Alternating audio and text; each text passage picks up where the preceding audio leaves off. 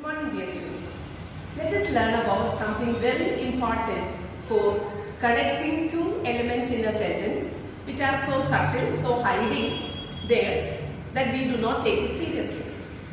Let's call them prepositions.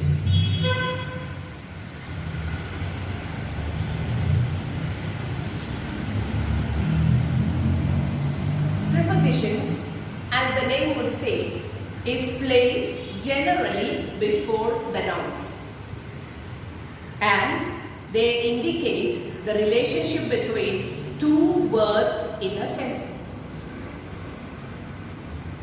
Ram killed the snake with a stick. So, in the sentence, Ram killed the snake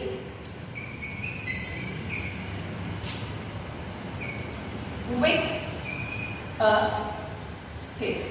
With is a preposition. A preposition is something that relates, that indicates the relationship between two elements in a sentence. And I am sure you would have heard about a lot of prepositions. You have noticed them in the course of a sentence, and I will tell you and point out to you some of them. At, on, in, before, after, through, for, since, across, under. These are all various prepositions. You might have seen them in the course of your reading, your writing, etc. And it might have confused you at some point. You might be thinking, if you when an exercise is given to, where to place them and how to fill the gaps. Usually in schools, examination, they give it as fill up the blanks, and you would be wondering what to fill them with. And I will tell you easy methods of identifying them. Usually, as the name would say, you should understand that it is generally placed before the nouns. നാമങ്ങൾക്ക് മുൻപ്. It is to indicate the relationship between two elements in a sentence. For an example, I will tell you. I put the chalk on the desk. You know where I kept it? On the desk. Suppose I put it here, it is under the desk. You know how the relationship between the chalk and the desk changed? By a single small word called a preposition. When you change from an on to under, the relationship has changed. So, we have seen so many of them, and if you count, you would find more than 100 prepositions in English language. And prepositions actually decide what we are going to tell another person. Will you tell this to him? To indicator pointing to somebody. Will you tell this to? Will you tell this of him? The relationship has changed. When you tell, will you tell this to him? It is to him that you should say. If will you tell this of him, that you are supposed to speak this about him. That's a difference. So there is a whole lot of difference that is brought to a sentence, brought to a relationship, just because the right preposition or the wrong preposition is used. Sometimes your entire propositions can go wrong if your prepositions go wrong. So that is the way prepositions become important in the learning of English language. And to most of us, I am sure, we use it by heart. We use it naturally. We do not know the rules, but we may use it very naturally.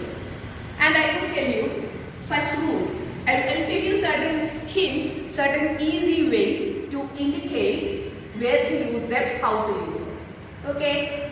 Now I will just talk to you about two types of prepositions which we have we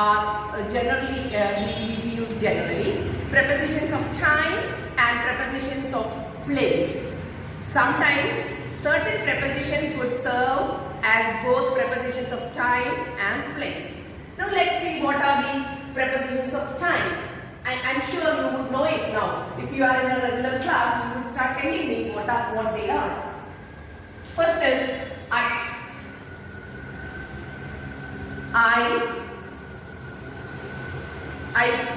Prepositions of place. I put, or rather, I am staying, or I am going, or I am residing at the market, at the railway station. At is a preposition of place. Another is on. I have put the book on the table. Another preposition of place. If and on actually indicates if you have placed something on it. I have put the chalk on my hand, on my palm. I have put the chalk under my palm. So under is another preposition of place. So on, under, then across. What happens in across? You are walking across the road. Walking across the road. So what you must remember is you are placing the prepositions before the noun. It shows the relationship between you and the noun in a specific way. So you were crossing the road. I ran across the road. I kept the book on the table. I passed the note. If you are sitting in a classroom, when the teacher is taking class, what do? I pass the note under the table. I winked at my friend. At again indicates to another person. So we have seen at, we have seen on, then we have seen under, across, and where do you stay? I live in India. Another preposition that indicates place, especially larger area. I live in India. I live in Britain. I live in America. So it is again a preposition that indicates the place. So I live in India. Now, I spoke about prepositions of place. Now let me speak about prepositions of time. Primary one, of course, is that two-lettered word at. My class starts at 10. My class gets over at 4. So, at is an indicator of time. Specific time. The marriage is at 11 o'clock. But sometimes you would say, I don't know the time, maybe it is from a particular time to another time. So as I already said, if the time frame is not very clear, if it is between two time frames, you would say from 11 to 12. From 2. Same is applicable in the case of place too. I am going from Ernakulam to Kottayam. I am going from Kottayam to Tiruvalla. So, from and to are indicators of time as well as place. So, at, from, to. Then, another indicator of a preposition of place is again, preposition of time is in. On. On as a preposition, it refers to a particular day. I was born on. I was born on a particular day. My class, the class, or rather this hour falls on Wednesday. Your refined English class is on Friday. Okay, and if you ask me, if two prepositions have to be used, you have to speak about your wedding. Your wedding is at 11 o'clock on a particular day. Which we will use first? We will first use the indicator of time and then the larger of the day, larger indicator of the day. We will have to start with at and then go on to use on. We cannot say my wedding is on Monday at 11 o'clock. Instead, you will have to say my wedding is at 11 o'clock on Monday. So, at first and on later. I hope you understand. So, these are, and there are various baffling uses of the term of prepositions, which actually gives meaning, which actually makes clear what we want to say.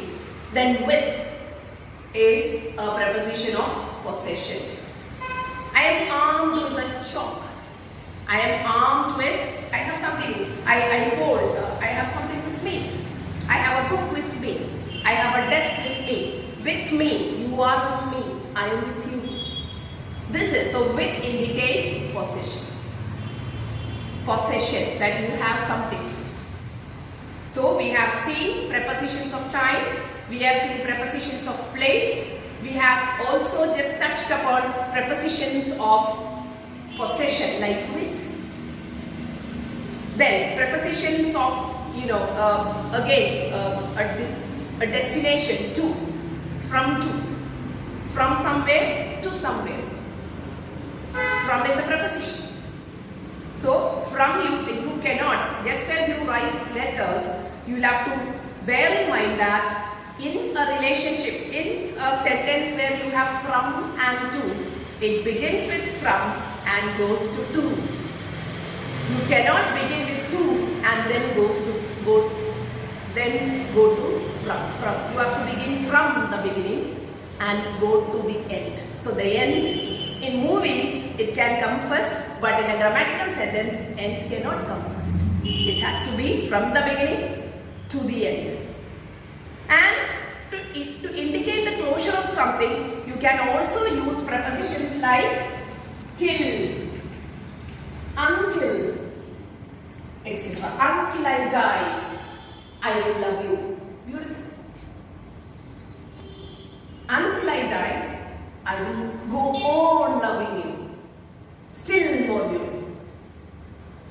Understand? So these are all prepositions that actually indicate some kind of destination to which, to indicate the relationship to a particular direction into which you move. So we have seen prepositions of place, prepositions of time, prepositions of possession, prepositions of, say, destination. And now I will just talk to you about certain conjunctions which also serve as preposition. For an example, if you want to tell your lover that you have been loving them for a long time, since the day I was born. Since actually indicates quite some things. Since is another indicator of time. Since, another preposition. Then we have things like as I am suffering from fever. You have written a lot of, say, leave letters. As is a conjunction, it actually indicates a preposition for a reason. Same thing, I did not come because I was ill. This is a conjunction again, which again indicates reason. Sometimes, very rarely, we use another preposition to refer to this cause, that is for. I did not come for I was ill. For also shows it has various functions. My heart beats for you. My heart beats for you. What does it mean? That it is for you that it beats. That the relationship with you is very clearly indicated. For. So this is for you. At the same time, for can be used as a preposition of time also. Viju has been recording this class for the past 10 minutes. Viju has been recording this class. You saw the verb I was using, has been. Should be there when you use the preposition for. So, the these are certain curious facts regarding preposition. So preposition, as the name would say, is the thing that connects two elements in a sentence, indicating the relationship. And probably if prepositions are taken away, it may not mean anything. A sentence may not mean. I keep the chalk, the table. Sometimes you write your answers like that. That on is missing, under is missing. And what do you mean by in? In actually shows an enclosed space.